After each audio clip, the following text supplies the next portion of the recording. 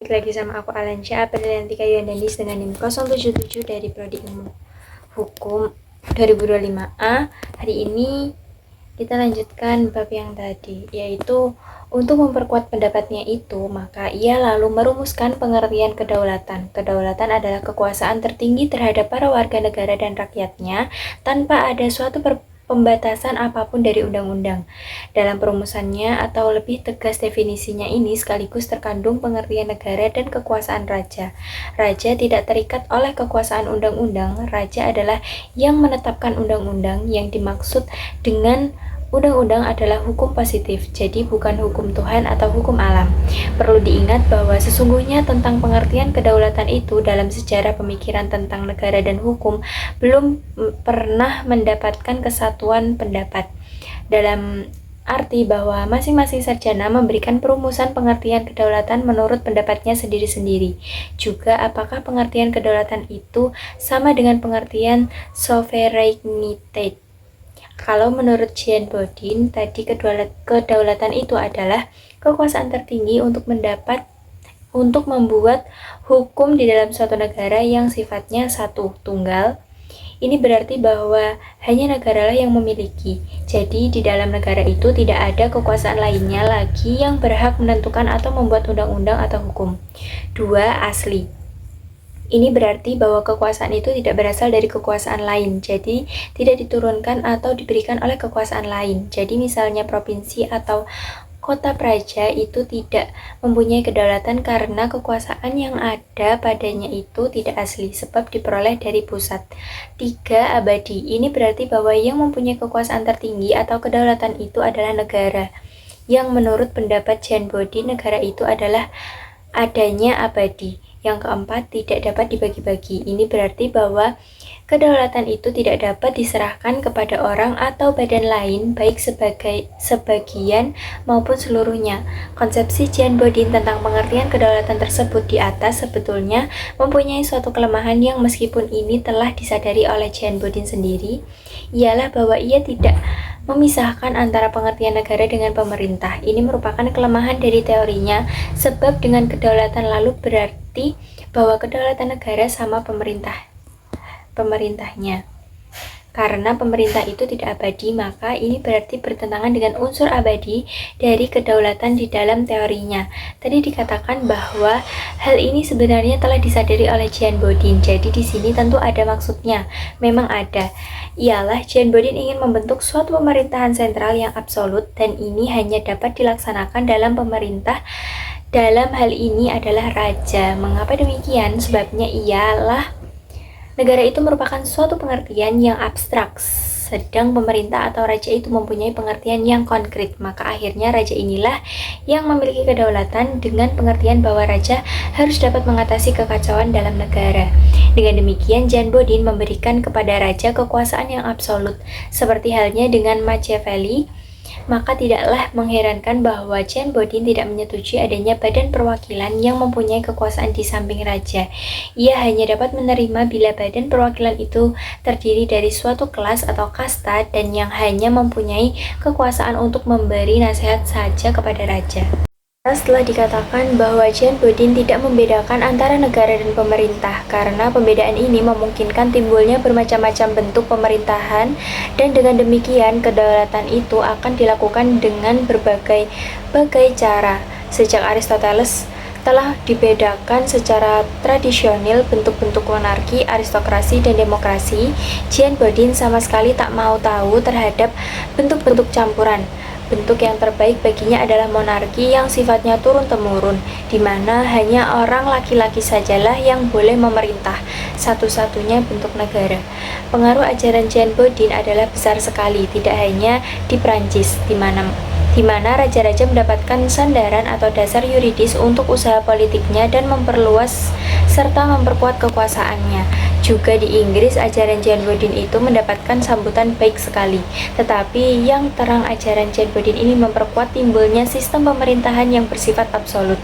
Ini menjadikan ia seorang ahli pemikir yang asli dan kuat, dan yang meletakkan dasar-dasar pemikiran untuk abad-abad yang akan datang. Hanya saja dari ajarannya ada kelemahannya lagi, yaitu bahwa ia tidak berani menyingkirkan hukum Tuhan dan hukum alam seluruhnya dari sistemnya yang sangat positif itu. Meskipun penyingkiran yang dimaksud itu perlu, karena itu tidak teranglah bagaimana hubungan antara raja yang berdaulat dengan kedua macam hukum tadi.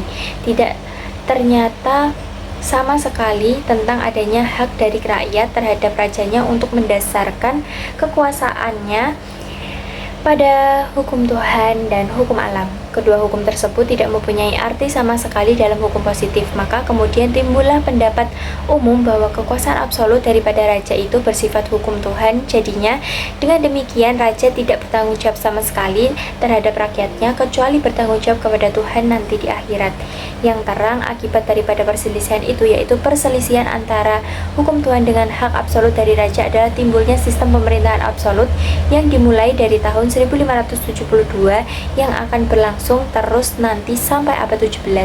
Sistem pemerintahan absolut ini nanti akan dilawan dan akan dibatasi oleh kaum monarkomaken dengan dasar-dasar ajaran agama. Kaum monarkomaken. Istilah monarkomaken dalam pengertian yang umum berarti anti raja atau menentang raja, tetapi sesungguhnya pengertian ini adalah kurang tepat sebab ajaran-ajaran dari para ahli pemikir tentang negara dan hukum yang dimaksudkan dalam golongan kaum monarkomaken sama sekali tidak anti atau melawan raja-raja, bahkan tidak anti atau melawan sistem pemerintahan absolutisme pada umumnya, melainkan yang ditentang atau dilawan itu adalah eksesnya. Sistem pemerintahan absolutisme ini dalam banyak hal tidak dapat melepaskan diri dari pengaruh teokrasi yang menyatakan bahwa segala sesuatu itu berasal dan dikehendaki oleh Tuhan. Sebab kalau hanya mengatakan bahwa negara atau raja itu berdaulat, ini tidak jelas sebabnya dan dari mana raja itu mempunyai kedaulatan tersebut. Maka jawab mereka tetap ialah bahwa raja itu berdaulat karena kehendak Tuhan. Ini ternyata akibatnya adalah sangat berat, tidak saja dalam lapangan ketatanegaraan, tetapi juga dalam lapangan keagamaan. Karena itu, kalau dalam lapangan kenegaraan timbul gerakan dari kaum monarkomaken, maka dalam lapangan keagamaan juga timbul pembaharuan-pembaharuan yang dilakukan oleh kaum reformasi. Yang terakhir ini sebetulnya tidak masuk dalam pembicaraan dalam ilmu negara, tetapi baiklah kita ketahui sekedar hal itu ada hubungannya atau pengaruhnya dalam pemikiran tentang negara dan hukum. Memang pada waktu raja-raja itu memerintah dengan kekuasaan yang absolut, timbul akibat juga dalam lapangan keagamaan atau kepercayaan, yaitu bahwa raja dapat menentukan agama apa yang harus dianut oleh rakyatnya. Maka dalam lapangan agama lalu timbul aliran reformasi. Nama-nama yang terkenal dari kaum reformasi ini adalah Luther, Melanchthon, Zwingli, dan Calvin. Mereka ini pada pokoknya tidak setuju dengan susunan organisasi gereja yang ada pada waktu itu. Luther yang memulai gerakan ini, yaitu gerakan pembaharuan pada tahun 1517, pertama-tama menyerang keburukan dari gereja, yaitu mengenai hierarki pada gereja dan pada hukum gereja yang tidak berdasarkan kitab suci dan yang hanya dipergunakan untuk mengumpulkan kekayaan dan kekuasaan keduniawian saja. Kemudian mereka itu memberikan ajaran-ajaran baru, dan ajaran ini menyebabkan bahwa teori kenegaraan yang berdasarkan atas dalil-dalil agama ditolaknya. Jadi pandangan-pandangan tentang negara dan hukum yang bersifat teologis tidak memuaskan lagi. Sedangkan Melanchthon adalah seorang ahli pemikir yang berpendirian serta berperi kemanusiaan. Ia banyak dipengaruhi oleh ajaran Aristoteles. Ia menitik beratkan pada hukum alam yang dengan langsung mengajar kepada manusia apa kehendak Tuhan itu. Negara juga mengajarkan kepada manusia supaya mengenal kehendak Tuhan. Jadi negara mempunyai sifat ketuhanan, maka negara harus mengajarkan agama yang sebenarnya. Sama dengan pendirian Luther, Melanchthon menolak adanya setiap hukum gereja yang bersifat memaksa, sebab hanya negaralah yang mempunyai hukum yang memaksa dan negara berada di atas gereja. Kerajaan dunia ditolaknya.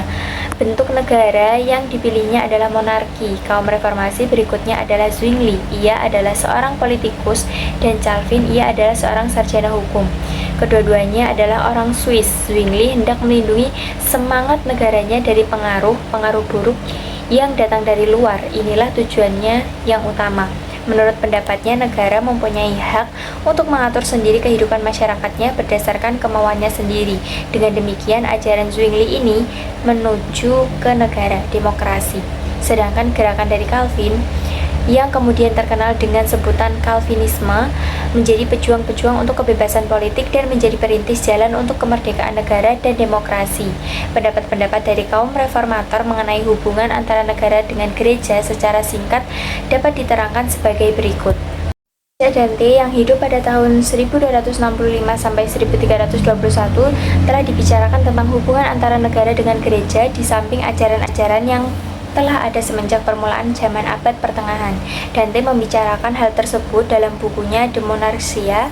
Sifat daripada bukunya itu adalah anti-paus, sebab pada waktu itu keadaan baik di Romawi maupun di Italia sangat kacau sebagai akibat dari terus-menerusnya pertentangan antara penganut-penganut raja dengan penganut-penganut gereja.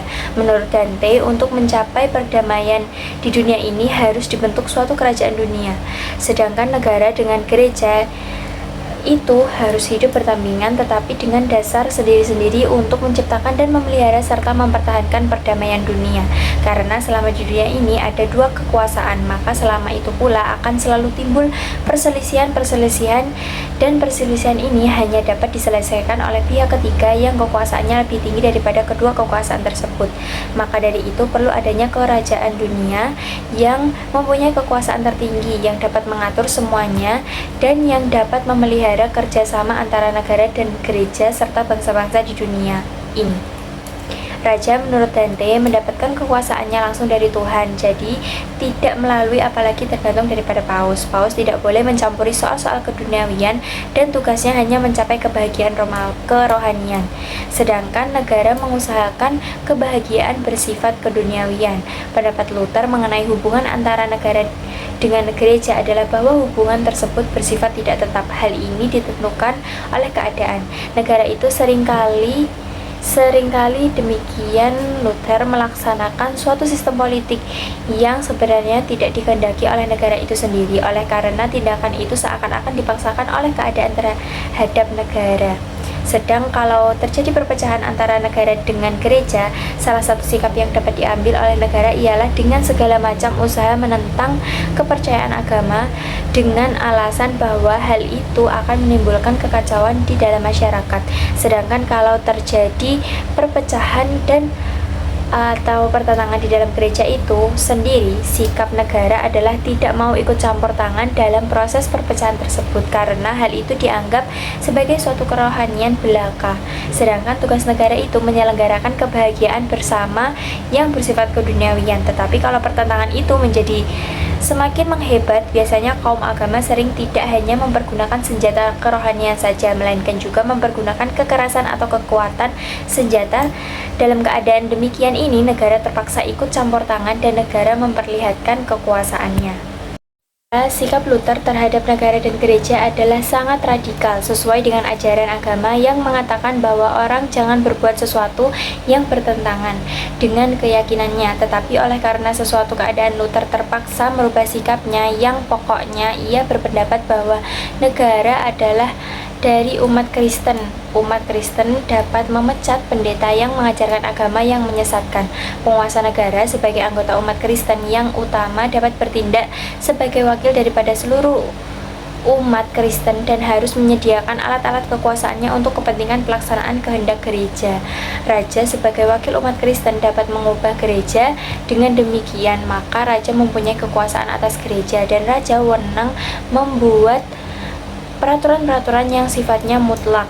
pendapat ini berbeda dengan pendapat Calvin. Pendapat Calvin mengenai hubungan antara negara dengan gereja berpangkal pada perbedaan tugas antara negara dengan gereja. Meskipun negara dan gereja itu keduanya harus mengusahakan agar setiap orang itu menganut agama yang sejati dan mentaati perintah-perintah Tuhan, tetapi masing-masing itu mempunyai jalan atau cara yang berbeda-beda. Gereja itu mempergunakan kekuasaannya atas jiwa manusia dan mengarahkan tujuannya kepada kebahagiaan di akhirat. Sedangkan negara dengan alat-alat kekuasaannya atau alat-alat perlengkapannya itu mengawasi tingkah laku manusia yang bersifat lahiriah supaya dapat sesuai dengan perintah-perintah Tuhan agar dengan demikian manusia mencapai kebahagiaan, tetapi yang sifatnya hanya lahiriah atau keduniawian. Dasar ajaran Calvin ialah Tuhan adalah yang berdaulat, yang mempunyai kekuasaan tertinggi. Raja memerintah atas kehendak Tuhan dan sebagai wakil daripada Tuhan. Jika raja dalam memerintahnya itu tidak mengindahkan perintah-perintah Tuhan, maka ia menjadi seorang tiran atau raja yang lalim. Dengan demikian, tujuan daripada ajaran Calvin ialah bahwa pada hakikatnya menundukkan raja atau negara kepada perintah-perintah Tuhan, atau dengan kata-kata lain menjadikan negara sebagai alat pelaksana daripada kehendak gereja. Kemudian dalam lapangan ketatanegaraan, reformasi itu juga menimbulkan aliran baru, yaitu aliran atau kaum monarkomaken. Yang menjadi sebab timbulnya aliran ini ialah karena raja mempunyai kekuasaan yang absolut, dan ini selalu menimbulkan ekses. Antara lain, raja dapat ikut apa yang harus dianut, campur dalam pada kaum monarkomaken adalah hendak membatasi kekuasaan raja yang bersifat absolut itu. Jadi secara prinsipil mereka tidak akan mencari atau meletakkan dasar-dasar baru bagi satu sistem ketatanegaraan dan tidak menentang adanya kerajaan, tetapi hanya akan mencari dasar-dasar dan batas-batas daripada kekuasaan raja itu, serta apa alasannya dan tindakan-tindakan apa yang dapat dilakukan bila raja itu melampaui batas-batas tadi. Mereka mengemukakan soal lama, yaitu soal mengenai hubungan antara negara dengan gereja dalam bentuk yang berlainan di dalam keadaan baru yang telah ditimbulkan oleh kaum reformator dan absolutisme. Yang dimaksudkan ialah perselisihan-perselisihan antara negara dengan agama, hal mana sesungguhnya telah nampak pada tulisan-tulisan kaum reformator. Soal pokoknya adalah sebagai berikut: apakah raja itu berhak memerintah bertentangan dengan aturan-aturan agama? Pertanyaan ini dapat menimbulkan dua macam konsekuensi. Pertama, bila jawabannya boleh, ini berarti orang menyetujui timbulnya tiran dan orang akan lebih mentaati perintah-perintah orang atau raja daripada perintah-perintah Tuhan.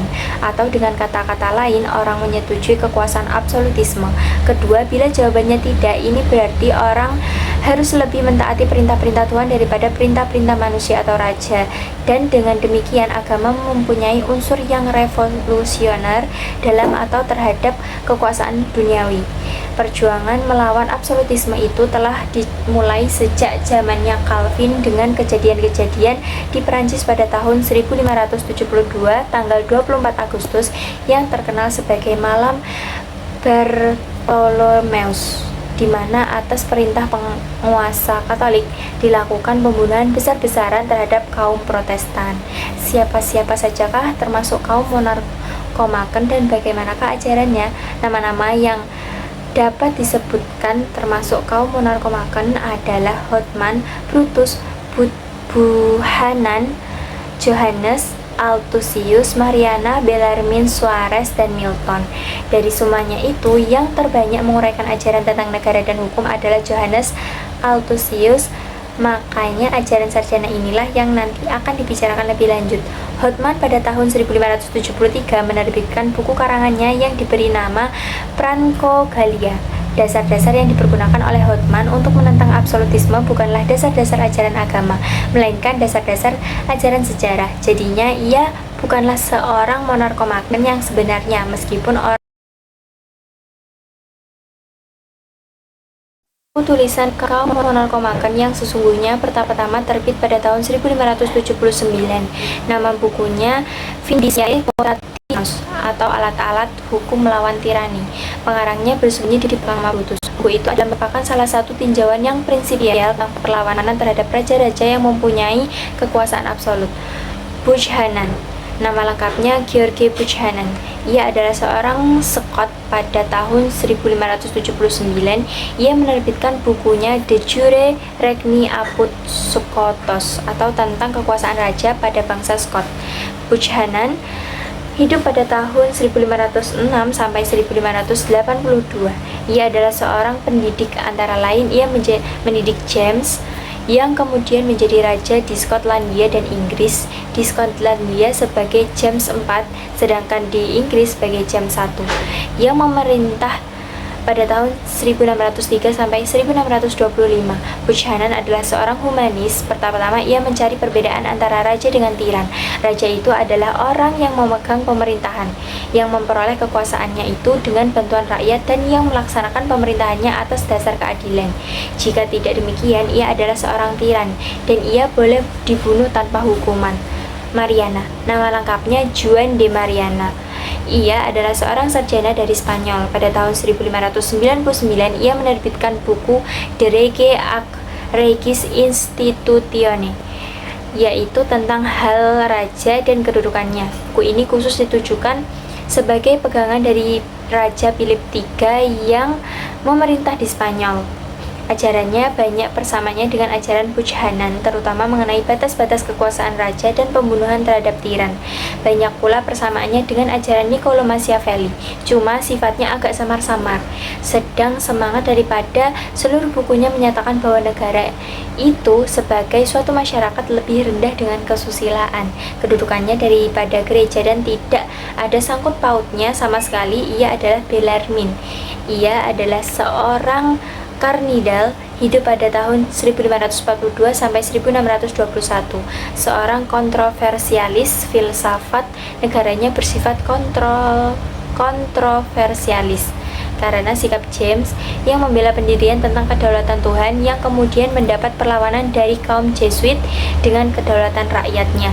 Bellarmine berpendapat bahwa sungguh pun monarki absolut adalah merupakan bentuk pemerintahan yang paling baik dalam teori, akan tetapi karena kekurangan-kekurangan daripada akhlak manusia telah menyebabkan prakteknya berlainan sekali.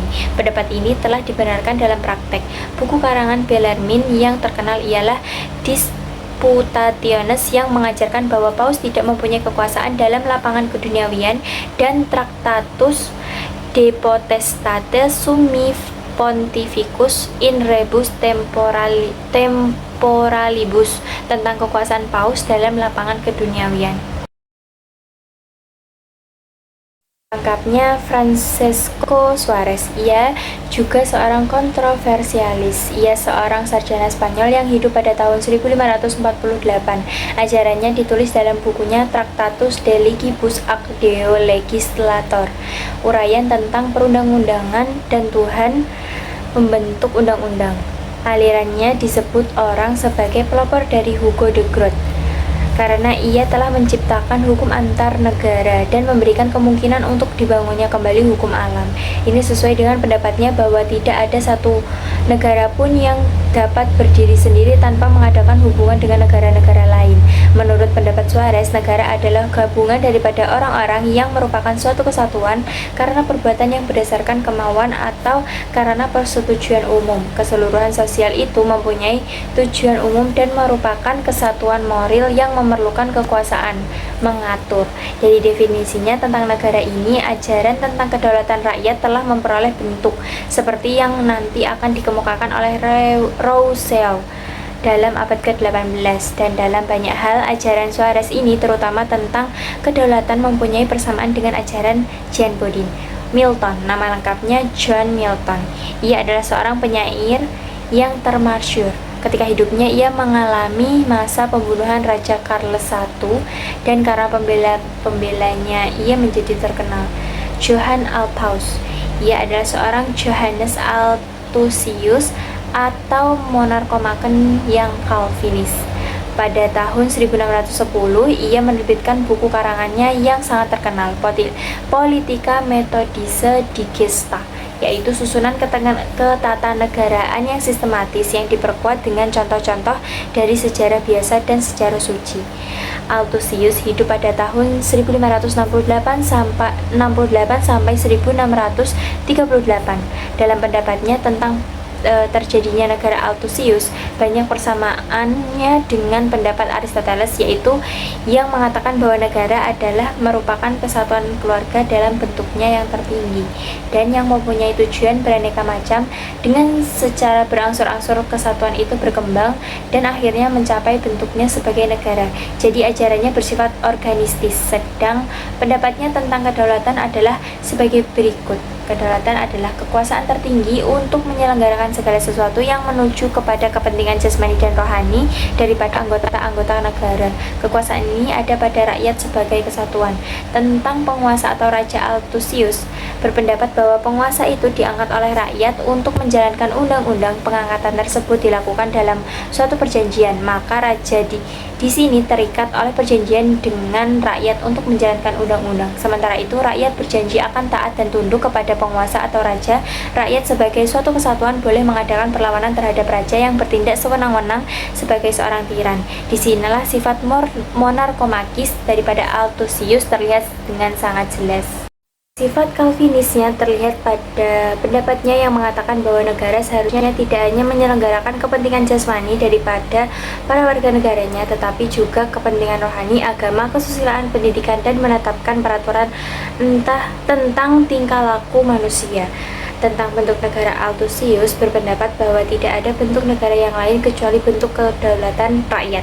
Tetapi cara pemerintahannya dapat berbeda-beda, sebab pemerintahan itu dapat dilakukan oleh satu orang tunggal atau oleh suatu dewan. Oleh karena di samping kepala negara atau raja selalu akan ada dewan yang turut bertanggung jawab, maka bentuk pemerintahan adalah selalu bersifat campuran dan tidak pernah akan ada bentuk monarki atau aristokrasi ataupun demokrasi sebagai bentuk yang murni. Jadinya dari ajaran Johannes Altusius dapat ditarik suatu kesimpulan bahwa ia adalah salah seorang dari kaum monarkomaken yang banyak dipengaruhi oleh ajaran Calvin. Ajarannya tentang pemikiran negara dan hukum yang terpenting antara lain adalah persoalan tentang dari mana asal kekuasaan raja dan dari mana pula asal kekuasaan rakyat. Yang terakhir, kekuasaan raja itu berasal dari rakyat. Ini dibicarakan oleh karena nanti ternyata bahwa menurut ajaran Altusius kekuasaan raja itu berasal dari rakyat. Jadi seperti telah dikatakan bahwa Altusius itu hendak memberikan dasar-dasar baru bagi kekuasaan raja. Menurut pendapatnya, raja itu berkuasa bukan karena kehendak Tuhan, tetapi karena kehendak dari masyarakat, yang mana masyarakat ini adalah bentuk dari para individu. Kemudian masyarakat ini dengan jalan atau melalui perjanjian memberikan kekuasaannya kepada seseorang untuk memerintah dalam negara itu. Orang inilah yang disebut raja. Maka dari itu berarti bahwa kekuasaan yang asli itu ada pada rakyat. Lalu kalau demikian halnya, dari manakah kekuasaan yang ada pada rakyat atau individu-individu itu? Ini dipersoalkan atau ditanyakan karena orang itu hanya dapat memberikan sesuatu kalau ia sendiri memilikinya. Di sini individu-individu itu memberikan hak atau kekuasaan kepada raja. Jadi kalau begitu individu-individu itu sebelumnya sudah harus memiliki kekuasaan. Menurut Altusius, asal kekuasaan individu-individu ini adalah dari perjanjian masyarakat. Dengan mengadakan perjanjian itu yang berdasarkan atas kemauan atau kehendak daripada para individu itu sendiri, rakyat lalu merupakan suatu kesatuan yang memiliki hak untuk memerintah, dan kemudian dengan jalan perjanjian penundukan kekuasaan itu. Tetapi hak atau kekuasaan yang asli tetap ada pada individu atau rakyat. Dalam perjanjian penundukan ini, rakyat berjanji pula akan taat kepada raja. Tetapi oleh karena dalam perjanjian ini raja merupakan partai atau pihak tersendiri, maka kalau ternyata raja itu menyimpang dari perjanjian tersebut, rakyat dapat berontak dan menggeser atau mengganti raja itu dengan raja yang baru. Soalnya sekarang adalah apakah dasarnya yang menyebabkan perjanjian itu mengikat mereka yang mengadakan perjanjian, dan apakah dasar daripada kekuasaan yang ada pada individu untuk mengadakan perjanjian tadi. Menurut Altusius, ini semua berasal dari suatu hukum. Jadi dengan demikian teranglah sekarang bahwa dasar kekuasaan raja bukan berasal dari Tuhan, tetapi berasal atau berdasar dari suatu hukum.